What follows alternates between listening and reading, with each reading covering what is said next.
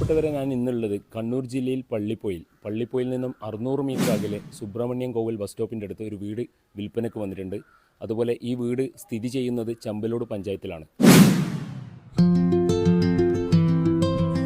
90% പൂർത്തിയായ വീടാണ് കൊടുക്കാൻ ഉദ്ദേശിക്കുന്നത്.